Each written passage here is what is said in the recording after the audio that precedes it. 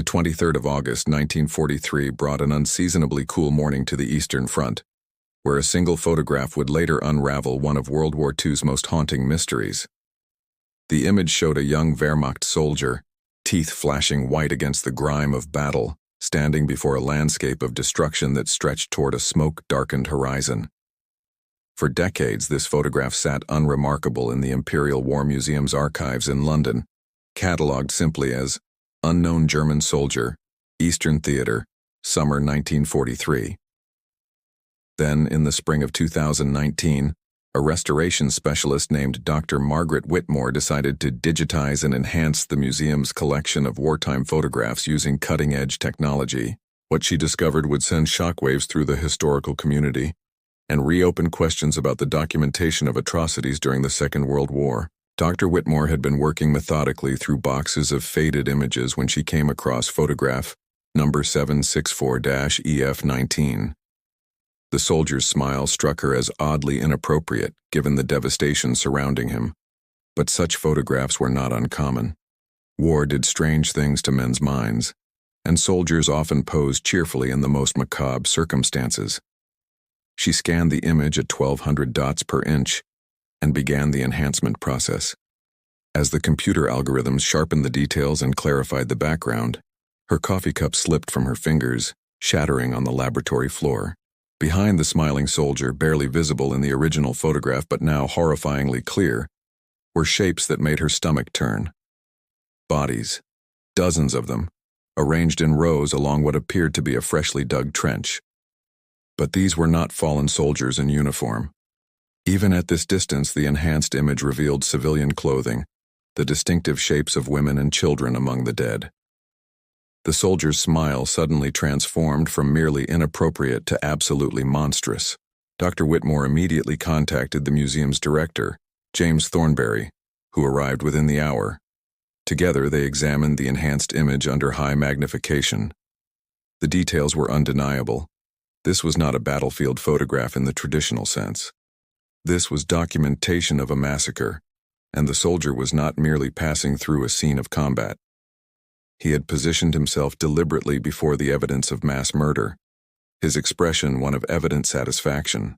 The photograph bore a stamp on its reverse side that Dr. Whitmore had initially overlooked.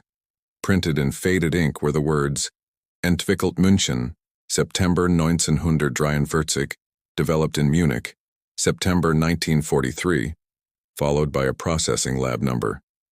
This meant the photograph had been commercially developed, sent home perhaps, or processed for personal collection. The implications were staggering. Someone had not only documented this atrocity, but had been proud enough of the image to have it professionally processed. Thornberry made the decision to bring in Professor Ernst Bauermann, a German historian specializing in Wehrmacht war crimes and the Holocaust, who had spent 30 years documenting atrocities on the Eastern Front. Bauermann arrived from Berlin 3 days later, carrying with him decades of research and a network of contacts throughout the former Soviet territories where the worst crimes had been committed.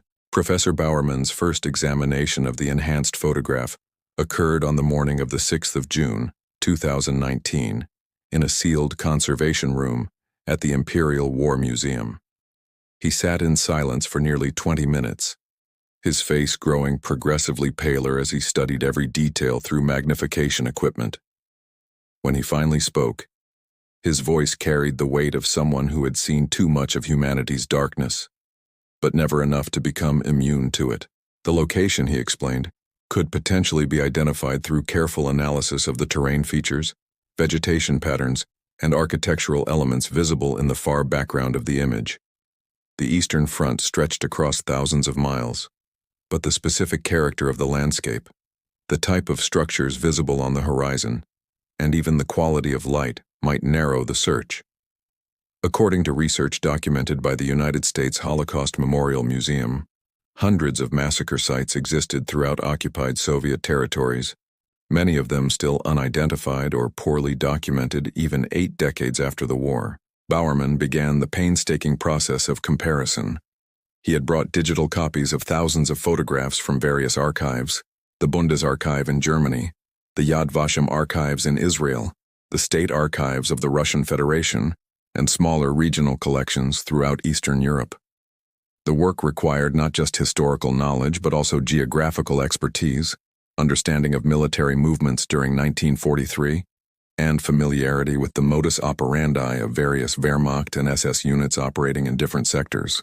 The vegetation visible in the photograph suggested a location in Ukraine or Western Russia. The slight elevation of the ground, rising gently toward the background, indicated terrain characteristic of the regions around the Dnieper River basin. The structures barely visible on the horizon appeared to be wooden buildings with distinctive roof lines common to Ukrainian villages of that era. Bowerman felt increasingly certain they were looking at somewhere in the Reichskommissariat Ukraine, the German-occupied territory that had become one of the Holocaust's deadliest killing grounds. He reached out to colleagues across Europe and in Israel. Dr. Yael Kornfeld, a researcher at Yad Vashem who specialized in the documentation of killing sites in Ukraine, expressed immediate interest. She had been working for years to identify unmarked massacre locations using aerial photography, survivor testimony, and German military records. The photograph was sent to her via secure encrypted transfer, and she began cross-referencing it with her extensive database of known and suspected sites. Meanwhile, back in London, Dr. Whitmore continued her analysis of the photograph itself. Modern forensic photographic analysis could reveal information invisible to previous generations of researchers. She examined the grain structure of the original film, the chemical composition of the developing process, and even the paper stock on which it had been printed. Each element told part of the story. The film was German manufactured, likely Agfa, consistent with the time frame. The paper stock matched commercial photo paper available in Munich during the war years. But it was the soldier himself who demanded the most attention. Using facial recognition software adapted from law enforcement applications, Dr. Whitmore created a detailed biometric map of the man's face. The angle of his smile, the spacing of his features, the shape of his ears, all were cataloged with precision. His uniform provided additional clues. The insignia on his collar, though not perfectly clear, suggested a Wehrmacht infantry unit rather than SS, though this distinction offered little comfort given what the background revealed. His helmet bore no distinctive unit markings visible in the photograph, but the way he wore his equipment, the positioning of his ammunition pouches and canteen, spoke to someone comfortable in combat conditions. Professor Bowerman requested access to Wehrmacht personnel records held in the Bundesarchiv. This presented immediate complications. While Germany had been admirably thorough in opening its wartime archives to researchers, the sheer volume of material was staggering. Millions of men had served in the Wehrmacht, and without a name, unit designation, or other identifying information, finding one soldier among millions was nearly impossible. By the 18th of July, 2019, the investigation had expanded to include a team of 8 researchers across 4 countries. Dr. Kornfeld in Jerusalem had made a potential breakthrough. She believed she had identified the location shown in the photograph. A village called Velika Dmitrivka in the Zhytomyr Oblast of Ukraine had been the site of a massacre on the 23rd of August, 1943, the exact date stamped on the photograph's documentation. Soviet-era records discovered after Ukraine's independence and gradually digitized mentioned the killing of approximately 230 civilians in the village on that date, mostly Jews who had been hiding in the surrounding forests and local Ukrainians who had sheltered them. The German military unit operating in that area during August 1943 had been identified through movement records as the 318th Infantry Division, a Wehrmacht formation that had participated in numerous anti-partisan operations throughout Ukraine. These operations, nominally targeting Soviet resistance fighters, had frequently served as cover for the murder of Jewish civilians and anyone suspected of aiding them. The division's war diary, preserved in German archives, contained an entry for the 23rd of August that coldly noted, "Anti-partisan action completed successfully, village secured, threats eliminated." Dr. Kornfeld arranged for a site investigation. She contacted Oleksandr Kovalenko, a Ukrainian historian and archaeologist who specialized in locating and documenting massacre sites from the German occupation.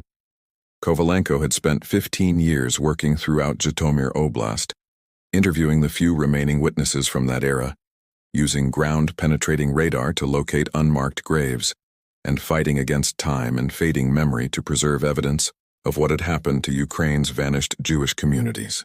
Kovalenko traveled to Velika Dmitrivka in early September 2019. The village had changed considerably in 76 years. New construction had altered the landscape, roads had been paved and rerouted, and the generation that remembered the war was nearly gone. But certain features remained. The gentle slope of the land toward the northeast, the curve of a stream bed that had changed course but left geological traces, the foundation stones of buildings long since collapsed or rebuilt, all provided reference points. Using the enhanced photograph as a guide, Kovalenko worked to identify the exact vantage point from which it had been taken.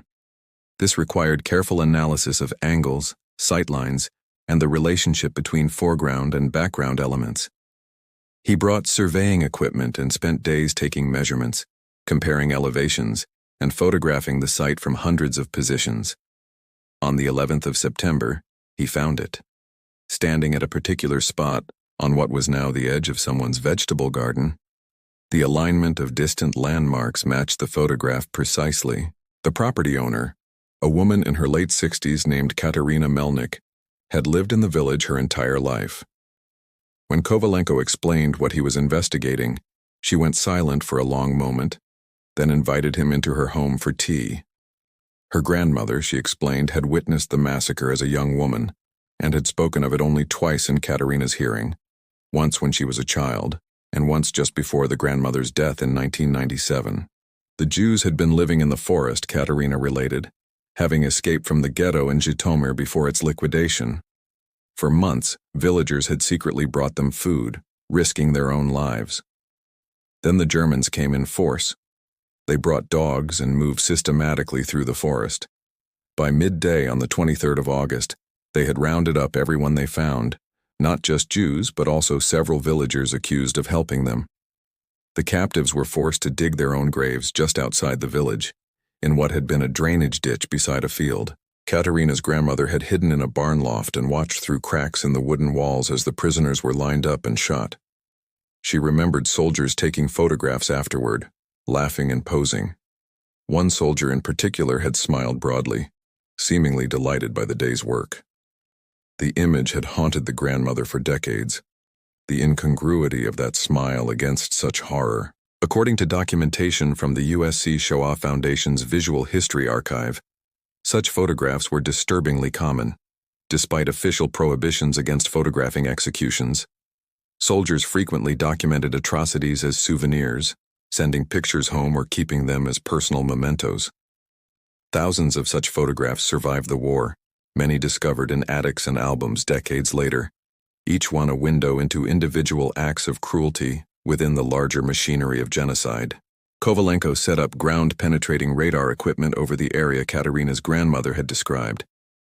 The results confirmed the presence of a mass grave, the disturbed soil showing a clear anomaly consistent with a large-scale burial from approximately 8 decades prior. The grave had never been properly excavated or documented, the victims never identified, their families never informed of their final resting place. The 19th of October, 2019 marked a turning point in the investigation when Professor Bauerman received an unexpected email from a researcher in Bavaria. Matthias Schneider, an archivist working in the small town of Landshut, had been following the case after it was reported in Der Spiegel magazine. The article had included a carefully cropped version of the photograph showing only the soldier's face, along with an appeal for information. Schneider believed he might know the identity of the man. In the attic of a house being cleared after its elderly owner's death, Schneider had discovered a collection of wartime letters and photographs belonging to the deceased man's father, who had served in the Wehrmacht. Among these materials was a photograph nearly identical to the one from the Imperial War Museum, taken from a slightly different angle, but clearly at the same location on the same day. On the back of this photograph, in faded pencil, was written a name and a date: Josef mit Kameraden, Ostfront, 23. August 43, Josef with comrades, Eastern Front, 23rd of August 43. The deceased homeowner's father was identified through accompanying documents as Oberschütze Josef Huber, born the 7th of March, 1921 in Landshut, served in the 318th Infantry Division from 1940 through 1945, captured by Soviet forces in May 45, returned from captivity in 1949, died the 12th of December, 1993. The collection included his military identification documents, letters home to his wife, and several dozen photographs from his service on the Eastern Front. Bowerman immediately traveled to Landshut. The materials Schneider had found were extensive and deeply troubling.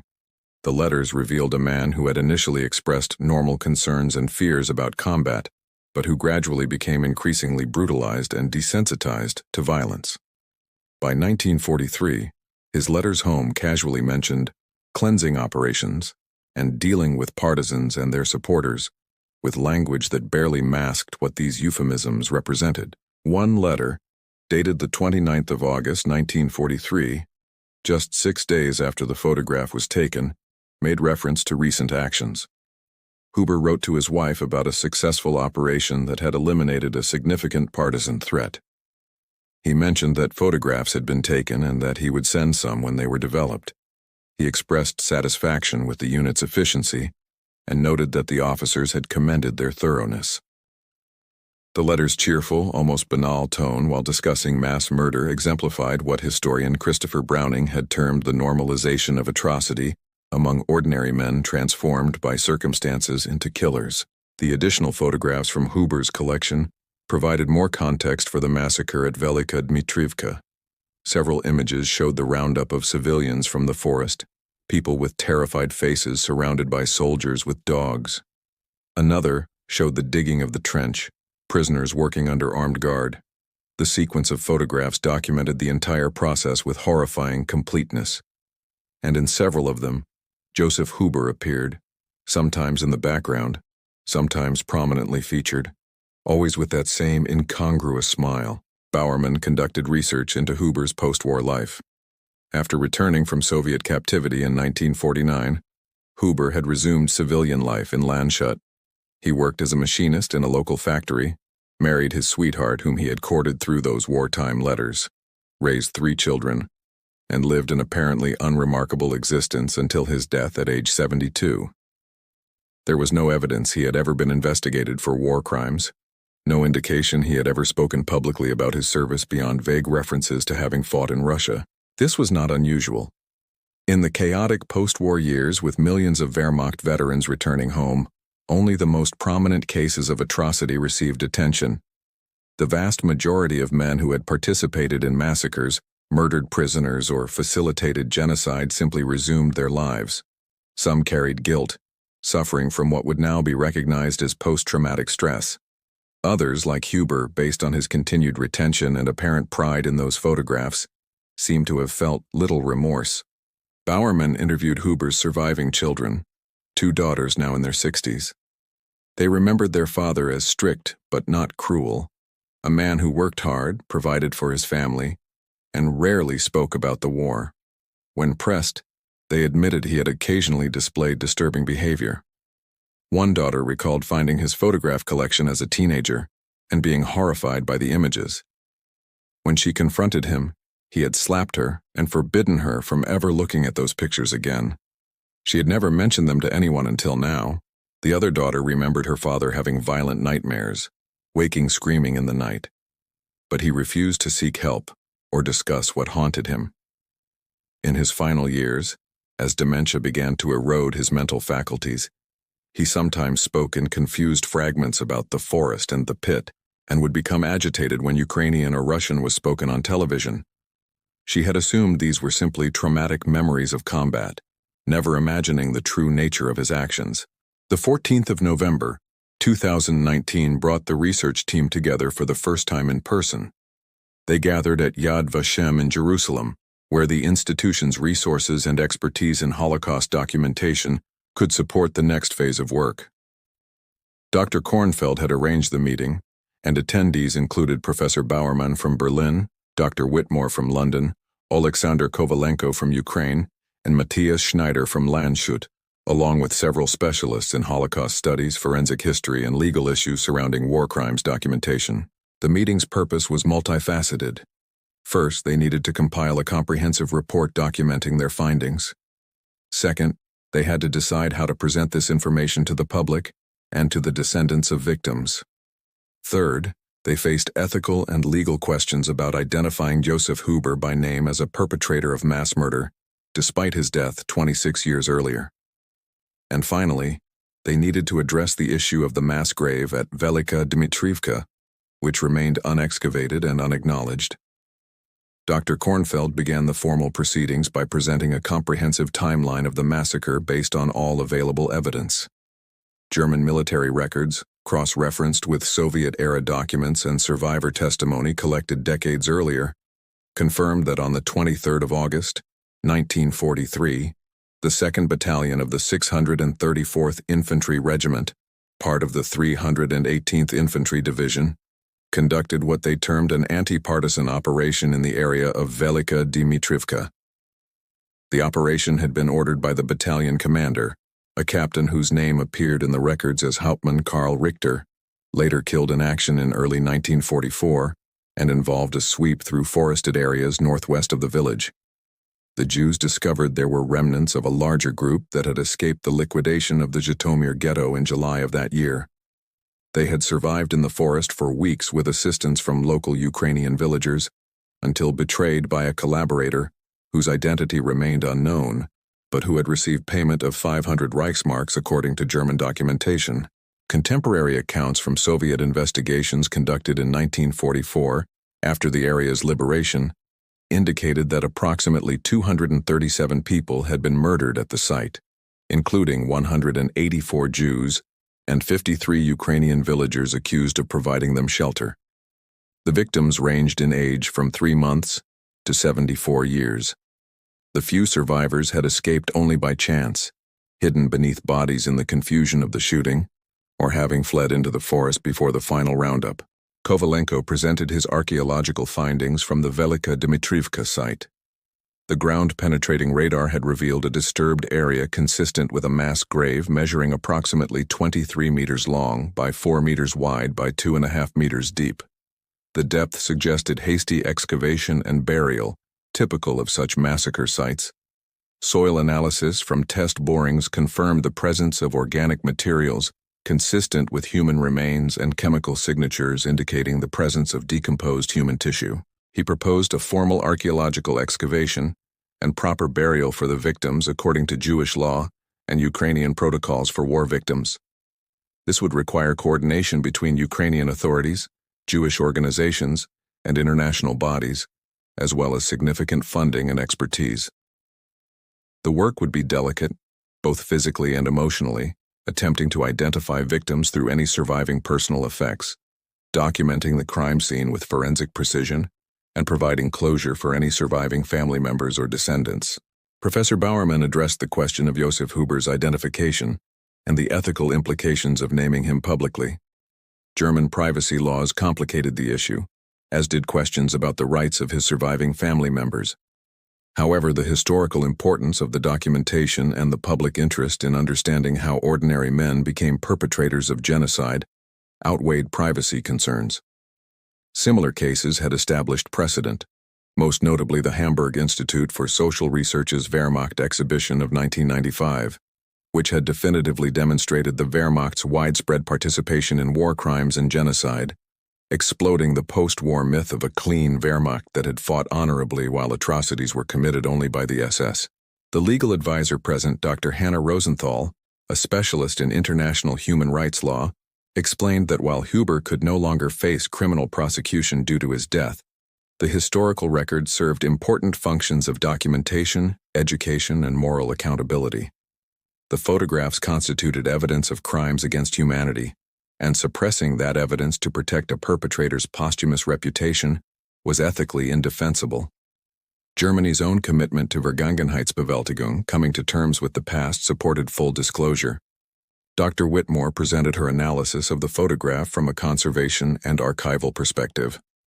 The Imperial War Museum had acquired the photograph in 1979 as part of a larger collection donated by a British veteran who had found it among captured German materials at the war's end. It had remained uncatalogued and essentially unseen until her recent digitization project. This raised questions about how many similar photographs might exist in archives worldwide, waiting to be discovered and properly understood. She proposed a broader initiative to re-examine wartime photograph collections using modern enhancement technology. Such an effort could potentially identify other massacre sites, document additional crimes, and provide evidence that might finally bring some measure of historical justice even where criminal prosecution was no longer possible. The technology that had revealed the truth behind Huber's smile could be applied to thousands of other images. The 3rd of February 2020 saw the publication of the research team's findings in a comprehensive article in Holocaust and Genocide Studies, the leading academic journal in the field. The article, co-authored by all principal investigators, presented the complete story of photograph 764-EF19, from its discovery through identification of both the perpetrator and the victims. The article included the enhanced photograph, carefully reproduced to show the evidence in the background while treating the victims' remains with dignity, and detailed documentation of the investigative process. The publication sparked immediate international attention. Major media outlets across Europe and North America picked up the story. Der Spiegel ran a lengthy feature examining Josef Huber's life and the broader question of how many former Wehrmacht soldiers had lived out peaceful post-war lives while harboring terrible secrets. The New York Times published an editorial about the importance of continuing to investigate Holocaust crimes even 8 decades later. The BBC produced a documentary that traced the entire investigation and traveled to Velika Dimitrivka to film the site and interview Katarina Melnick. The public response was intense and divided. Many praised the researchers for their dedication to historical truth and justice for victims. Survivors' organizations and Jewish communities expressed gratitude that another massacre site had been identified and documented, bringing some measure of acknowledgement to people who had been murdered and forgotten. Holocaust education organizations incorporated the story into their programs as a powerful illustration of how genocide was perpetrated not by monsters, but by ordinary people who made terrible moral choices. However, there was also backlash. Huber's surviving family members, thrust unwillingly into public scrutiny, suffered harassment and threats. His daughters gave a joint interview to a German newspaper, in which they condemned their father's actions while pleading for privacy and noting that they bore no responsibility for crimes committed before they were born. They donated his photograph collection to Yad Vashem, hoping the materials would serve educational purposes and help ensure such atrocities were never repeated. Some critics argued that naming individual perpetrators served no purpose beyond sensationalism, that the focus should remain on remembering victims rather than identifying killers. Others, particularly on the far right, attempted to minimize or deny the findings, calling the enhanced photograph a manipulation, or claiming without evidence that the bodies visible were actually partisan fighters killed in legitimate combat. These predictable responses from genocide deniers were swiftly refuted by the weight of evidence, but demonstrated the continued necessity of documentation and education. In Ukraine, the story resonated particularly strongly.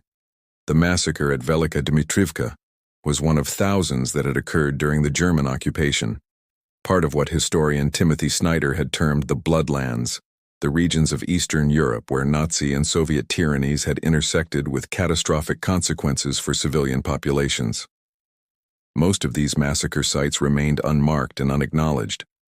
The attention brought by the photograph investigation sparked renewed interest in documenting other sites and honoring the victims. The Ukrainian government, prompted by the publicity and advocacy from historians and Jewish organizations, allocated funding for the excavation and proper burial of the Velika Dimitrivka victims. Kovalenko was appointed to lead the archaeological team, working in collaboration with forensic experts from Israel, Poland, and Germany.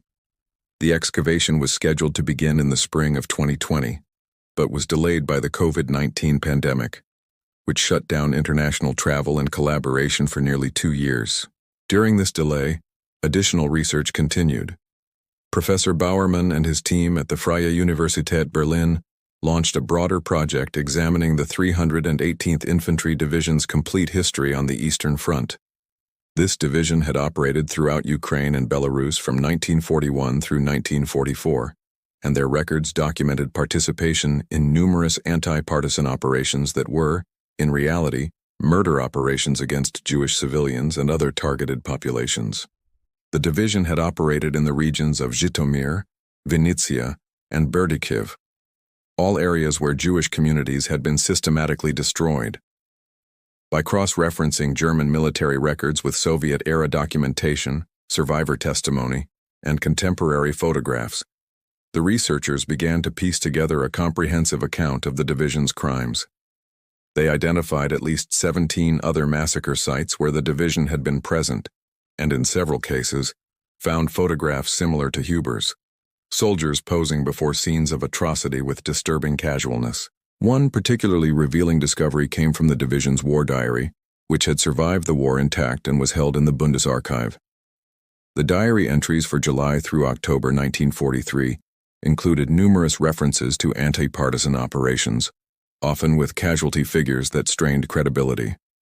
One entry noted an operation that had eliminated 243 partisans with 0 German casualties and only 4 German wounded. The mathematical impossibility of such figures in genuine combat suggested these were not battles, but murders of unarmed civilians. The diary also contained photographs, some pasted directly into the volume as was common practice for official records. These images showed villages burning, people with their hands raised in surrender, and in one case, a firing squad lined up before a group of civilians. The photographs had been right there in the official record for 77 years. Seen by any researcher who examined the diary, but their significance had apparently been overlooked or ignored in the post-war decades when many in Germany preferred to avoid confronting the full extent of Wehrmacht criminality. The 21st of April 2022 finally brought the commencement of the archaeological excavation at Velika Dmitrivka. After 2 years of pandemic delays, international restrictions had eased sufficiently to allow the assembled team of specialists to convene in Ukraine. The timing was complicated by the Russian invasion that had begun in February, but Zhytomyr Oblast remained under Ukrainian government control, and the team received special permission to proceed with their work, given its historical significance. Kovalenko led a team that included forensic anthropologists from Israel and Poland, archaeologists from Ukraine and Germany, and observers from Yad Vashem and the United States Holocaust Memorial Museum. They established a work site at the location identified through ground-penetrating radar, securing the area, and setting up controlled conditions for what would be a painstaking process. Jewish organizations sent representatives to ensure the excavation was conducted respectfully according to halakha, Jewish religious law regarding treatment of the dead. The excavation proceeded slowly, with every layer of soil carefully removed, sifted, and documented. Modern archaeological practice in mass grave excavation had been refined through decades of work in places like Srebrenica, Rwanda, and Guatemala, developing protocols that balanced scientific rigor with respect for victims and survivors. Each individual's remains would be documented in place, photographed from multiple angles, and carefully removed for forensic analysis before eventual reburial. By the 4th of May, the team had reached the layer where human remains were located. The scene that emerged was as harrowing as expected, but still shocking in its brutal reality. The bodies had been thrown into the trench with no care or ceremony, lying in twisted positions that spoke to violent death and hasty burial. The absence of coffins or shrouds, the tangled masses of remains, the bullets and shell casings scattered throughout the soil, all told the story of systematic murder. The forensic anthropologists began the grim work of examining each individual. Bullet wounds in skulls indicated execution-style killings. The presence of small children's remains confirmed the massacre's indiscriminate nature. Personal effects found with the bodies, buttons, shoes, fragments of clothing, helped establish the civilian nature of the victims. In several cases, people had been buried wearing their few remaining possessions. A watch here, a wedding ring there, small valuables the killers had either missed or deemed worthless. One discovery particularly moved the excavation team. The remains of a woman were found with her arms positioned around the skeletal remains of two small children, as if she had died trying to shield them. The positioning suggested she had held them even as the bullets came. Nearly 80 years later, that final gesture of maternal protection remained visible in the arrangement of bones in the earth. The forensic photographer who documented this scene had to step away several times to compose herself before completing her work. As the excavation progressed, the team recovered artifacts that provided glimpses into the victim's final days. A small diary was found in the pocket of what had been a man's jacket, its pages deteriorated, but with some text still legible. The entries in Yiddish described hiding in the forest, the constant fear of discovery, gratitude for the Ukrainian villagers who brought food at night, and hope that the war would end before they were found. The last entry was dated the 22nd of August, 1943, one day before the massacre. Bullet casings recovered from the site were analyzed and identified as 7.92 millimeter Mauser rounds, standard German military ammunition. The casings bore head stamps indicating manufacture in 1942 at a munitions plant in Czechoslovakia. These physical details corroborated the documentary evidence linking the massacre to German military forces. Shell casing distribution patterns, analyzed by a ballistics expert, suggested the shooting had been conducted by approximately 10 to 12 riflemen, firing from the edge of the trench. The excavation also revealed evidence of the Ukrainian villagers who had died alongside the Jews they had sheltered. These individuals could sometimes be distinguished by different clothing styles or personal effects. One man's remains were found with a small Orthodox cross on a chain around his neck, suggesting he had been Ukrainian rather than Jewish. His presence in the mass grave testified to the price paid by those who chose to resist Nazi racial ideology through acts of compassion and courage. By mid-June, the excavation had recovered remains of 218 individuals, slightly fewer than the 237 mentioned in Soviet-era documents. The discrepancy might be explained by incomplete recovery, by bodies buried in separate locations, or simply by inaccuracies in the original reports. What was certain was that this site represented the final resting place of more than 200 people who had been murdered for being Jewish, or for the crime of human decency in trying to help Jews survive. The excavation was documented through thousands of photographs, detailed field notes, and video recording. This documentation served multiple purposes beyond the immediate scientific needs. It provided evidence for the historical record that could never be denied or dismissed. It created educational materials for future generations, and it honored the victims by treating their remains with the care and dignity that had been denied them in death.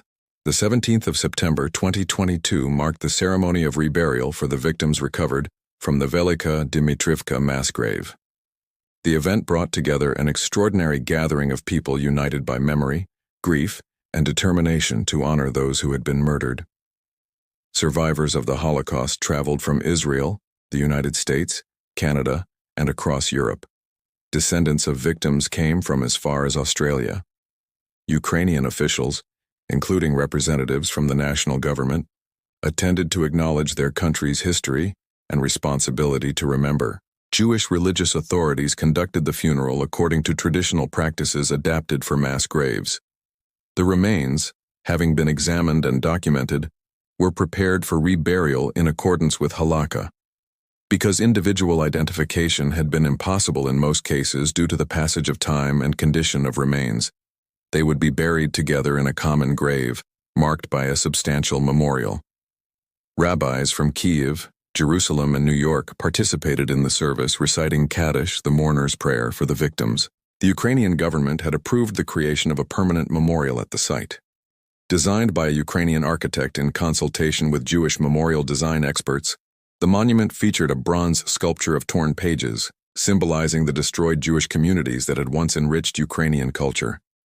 Names were inscribed on dark stone panels, though tragically only 47 victims could be identified by name through surviving documentation.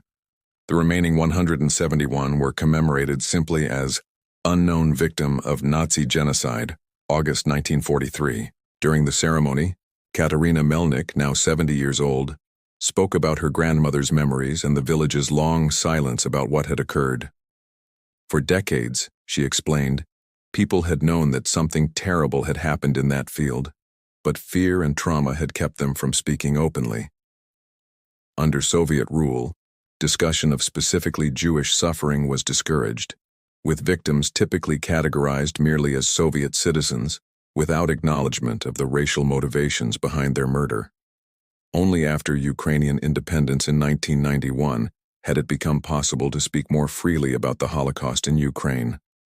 A survivor of the Zhytomyr ghetto, Esther Rosenberg, then 97 years old, traveled from Israel to attend. Though she had escaped before the final liquidation, and thus was not among the group murdered at Velika Dmitrivka, she had known many of those who had fled to the forest. Their faces still haunted her memory. She recited the names she could remember, saying each one aloud, returning these individuals to the historical record as more than just statistics. Leah Bernstein, who taught children in the ghetto school, Moshe Goldstein, who had been a baker, the Zilberman family, parents, and 4 children. The ceremony included the planting of 218 trees in a grove near the memorial, one for each identified victim. This living memorial would grow and flourish where murder had once occurred, a symbol of life persisting beyond death, of memory refusing to fade even as those who personally remember passed away. In Jewish tradition, trees symbolize righteousness and perseverance, and these trees would stand as witnesses to what had occurred, growing stronger with each passing year. Representatives from the German government attended and offered a formal statement, acknowledging the German military's responsibility for the massacre. The statement, delivered by a representative from the German embassy in Kyiv, expressed profound regret and committed Germany to supporting continued research and education about Wehrmacht crimes. Germany had provided funding for the excavation and memorial construction, a small but meaningful gesture toward accepting historical responsibility. The story of Josef Huber was addressed directly during the ceremony. Professor Bowerman spoke about the importance of understanding perpetrators as well as victims, not to excuse their actions, but to comprehend how ordinary people could become participants in genocide. Huber had not been an SS ideologue or a sadistic killer driven by personal cruelty, or at least, no evidence suggested he was. He appeared to have been an ordinary man who, placed in circumstances where murder was normalized and even rewarded, had participated enthusiastically in atrocity. His smile in that photograph represented the most disturbing aspect of genocide, how thoroughly it could corrupt normal human morality. Huber's daughters attended the ceremony, a courageous decision given the emotional difficulty involved. They laid a wreath at the memorial and issued a statement expressing sorrow for their father's actions and solidarity with the victims and their families. Their presence was noted with appreciation by survivors and victims' families, though some found it too painful to acknowledge. The complex emotions surrounding perpetrators' descendants illustrated the continuing reverberations of historical trauma across generations. Media coverage of the reburial ceremony was extensive. Major news organizations from around the world sent correspondents. The story had gained additional resonance because of the ongoing Russian invasion of Ukraine, which had sparked renewed attention to Ukraine's complex and often tragic history. Some commentators drew parallels between Nazi atrocities and contemporary war crimes, though others cautioned against facile comparisons that might diminish the Holocaust's unique characteristics. The ceremony concluded with the singing of Ani Ma'amin, a song of faith that had been sung by Jews facing death throughout the Holocaust.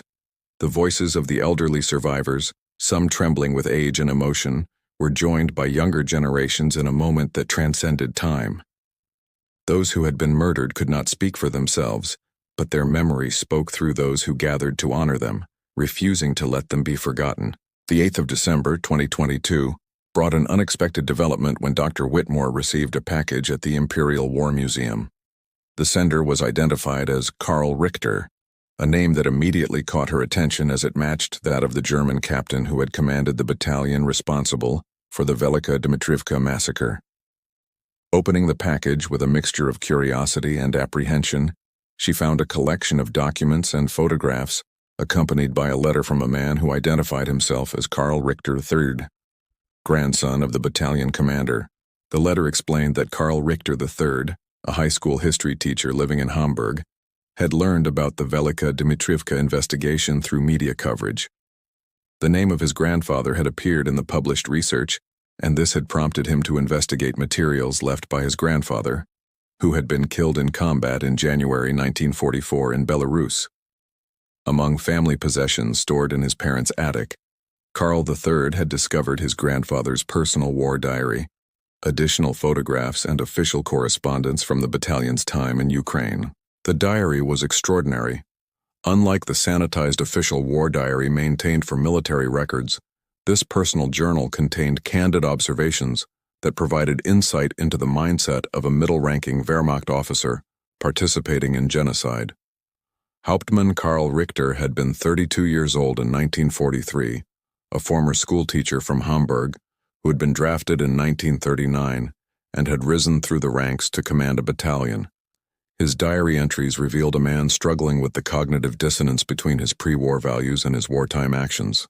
Early entries from 1941 and 42 showed a conventional military officer concerned with tactical matters, supply issues, and the welfare of his men. But by 1943, the tone had shifted. An entry from the 3rd of July, 1943, described receiving orders to eliminate the Jewish population of the Zhytomyr ghetto and pursue any who escape. Richter wrote that he found these orders distasteful, but accepted them as necessary wartime measures. He had rationalized the murders by characterizing all Jews as partisan supporters, a common justification used throughout the Wehrmacht. The entry for the 24th of August, 1943, the day after the Velika Dmitrievka massacre, was particularly chilling. Richter wrote, "Yesterday's operation was successful if grim work. We eliminated 237 bandits and their collaborators hiding in the forest near Velika Dmitrievka. The men performed efficiently, though several expressed discomfort afterward. I reminded them that this is the reality of anti-partisan warfare. One of my soldiers, Huber, seemed almost enthusiastic about the work, which concerns me. Too much enthusiasm for such tasks is as troubling as squeamishness. We are soldiers, not butchers, and must maintain discipline and professionalism even in unpleasant duties." The moral blindness in this passage was striking. Richter acknowledged that murdering civilians was grim work and unpleasant, yet characterized the victims as bandits, despite his own diary revealing they included children as young as 3 months old. He was concerned about a subordinate's enthusiasm for murder, but only because it reflected poorly on military discipline, not because the murders themselves were wrong. The passage exemplified what historians had identified as a common pattern among Wehrmacht officers, using euphemistic language and mental compartmentalization to distance themselves from the reality of their crimes.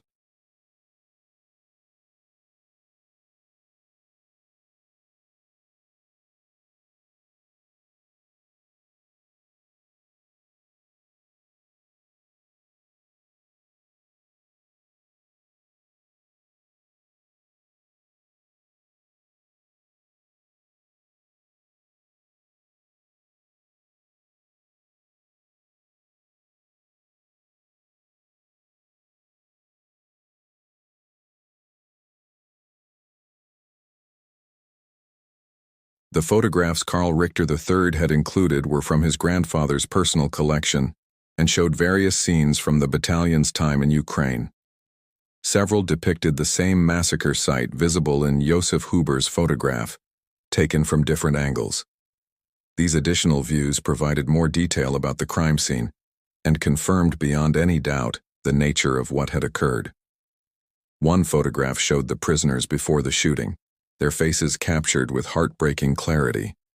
Individuals about to die rendered in sharp focus for the camera.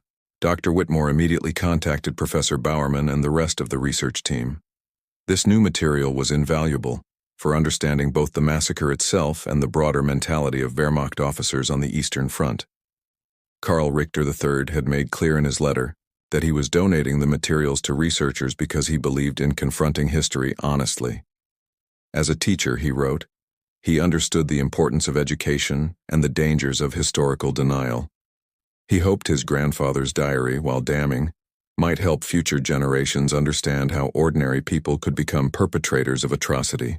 The decision to publish excerpts from the Richter diary sparked renewed ethical debate. Some argued that making the diary public gave too much attention to perpetrators' perspectives and might humanize them inappropriately. Others contended that understanding the perpetrator mentality was crucial for genocide prevention and education.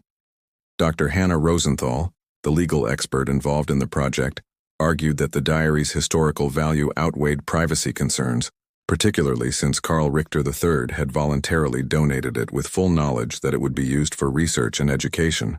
In January 2023, Holocaust and Genocide Studies published a second major article by the research team, this one focusing on the Richter diary and its implications for understanding Wehrmacht participation in genocide. The article placed Richter's personal writings in context with broader research on the Wehrmacht's role in the Holocaust, citing work by historians like Hannes Heer, Omer Bartov, and Christian Streit, who had documented the military's deep involvement in war crimes and genocide. According to documentation from the Wehrmacht exhibition research, the German military had not merely enabled or facilitated the Holocaust, but had been an active and essential participant. Wehrmacht units had cordoned off ghettos during massacres, provided logistical support to SS killing units, and in many cases, including at Velika Dmitrievka, had themselves murdered Jewish civilians. The mythology of a clean Wehrmacht that fought honorably while atrocities were committed only by the SS had been thoroughly discredited by decades of research, yet remnants of that mythology persisted in some quarters. The 15th of August 2023 marked the 80th anniversary of the Velika Dmitrievka massacre. The anniversary provided an opportunity for reflection on what had been learned in the 4 years since Dr. Whitmore first enhanced photograph 764-EF19 and revealed its terrible secret. The journey from that initial discovery through investigation, excavation, reburial, and ongoing research had demonstrated both the possibilities and the challenges of historical reckoning. 8 decades after crimes occurred, an international conference was convened at Yad Vashem, bringing together historians, survivors, descendants of victims, educators, and policymakers to discuss the legacy of the Holocaust in Eastern Europe and the continuing importance of documentation and memory. The Velika Dmitrievka case was featured as an example of how modern technology and dedicated research could recover stories that had been buried, literally and figuratively, for generations. Dr. Whitmore presented on the technical aspects of the photographic enhancement that had made the discovery possible. She emphasized that thousands of similar photographs likely existed in archives worldwide, waiting to be examined with modern tools. She announced a new initiative, funded by a coalition of museums and memorial institutions, to systematically digitize and enhance photograph collections from World War II, with particular attention to images that might document atrocities. The technology that had revealed the truth behind Joseph Huber's smile could be applied to countless other images, potentially identifying other massacre sites and bringing more hidden stories to light. Professor Bauermann's presentation focused on the broader implications of the Wehrmacht's criminal conduct.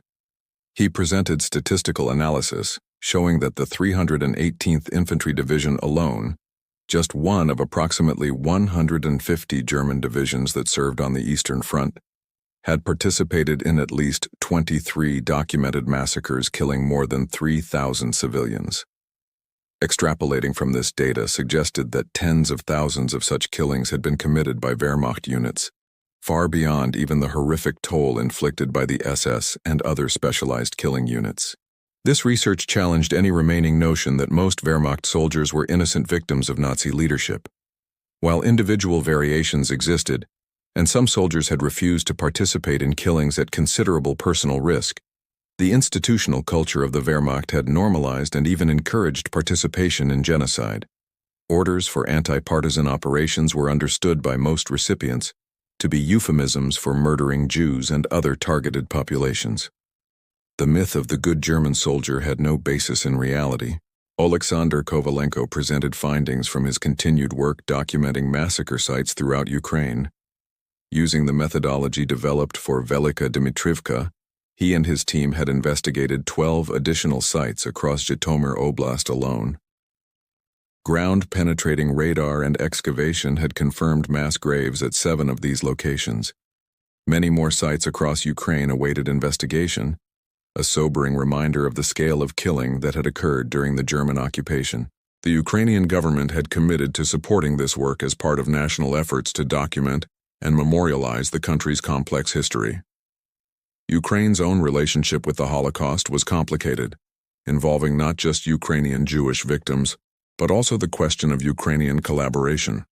Some Ukrainians had participated enthusiastically in the Holocaust, serving in German auxiliary police units and local militias that had murdered Jews. Others, like those villagers at Velika Dmitrivka who had sheltered Jews and died for it, had resisted at terrible cost. Honest historical reckoning required acknowledging both aspects of this history. Survivors and descendants shared their perspectives during the conference's community session. Sarah Wiseman, a granddaughter of Holocaust survivors, spoke about how the Velika Dmitrivka investigation had helped her understand her grandmother's trauma. Her grandmother had survived the war by hiding, but had lost her entire extended family in massacres similar to Velika Dmitrivka. For decades, she had barely spoken of those losses. The documentation and acknowledgement of what had happened at sites like Velika Dmitrivka validated survivors' experiences and helped younger generations understand the scope of what their families had endured. The conference also addressed contemporary implications. With Holocaust survivors now in their 80s, 90s, or older, the last generation with personal memory of the genocide was disappearing. Within another decade, direct testimony would no longer be possible. This made documentary evidence and historical research increasingly crucial. Projects like the Velika Dmitrivka investigation demonstrated that history could still be recovered and perpetrators held accountable, at least in the historical record even after most participants were dead. The rise of genocide denial and minimization, particularly online, made this work more urgent. Conspiracy theorists and far-right extremists regularly claimed the Holocaust was exaggerated or invented. Concrete evidence like the photographs, excavated remains, perpetrators' own diaries and letters, and documented military records provided irrefutable proof that could counter such denial. Every massacre site investigated and documented became another piece of evidence that deniers could not dismiss. Educational initiatives were crucial. The research team had worked with the USC Shoah Foundation to create educational materials based on the Velika Dmitrivka case. These materials were being distributed to schools throughout Europe and North America, allowing students to learn about the Holocaust through a specific, well-documented case study. The materials included the photograph, carefully presented with appropriate context and sensitivity, as a stark illustration of how genocide was committed by ordinary people who documented their crimes as if they were normal activities. The conference concluded with a ceremony dedicating a permanent exhibition at Yad Vashem featuring the Velika Dmitrivka case. The exhibition included the original and enhanced photographs, excerpts from the Richter diary, artifacts recovered from the mass grave, and testimony from survivors and descendants. One display showed Josef Huber's photograph alongside images of him in later life, living peacefully in Landshut, a stark juxtaposition that challenged visitors to consider questions of guilt, justice, and memory, and the final word was given to Esther Rosenberg, now 98 years old and one of the last surviving witnesses to the Zhytomyr ghetto. She spoke briefly but powerfully about the importance of memory. "Those who were murdered at Velika Dmitrivka have been silent for 80 years, she said, her voice soft but clear. Now, finally, they can speak through the evidence that has been uncovered. Their deaths are documented.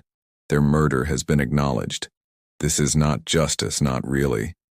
Justice would have been preventing their murder in the first place, but it is something. It is remembrance. It is truth. And as long as we continue to remember and tell the truth, the victims have not been completely defeated."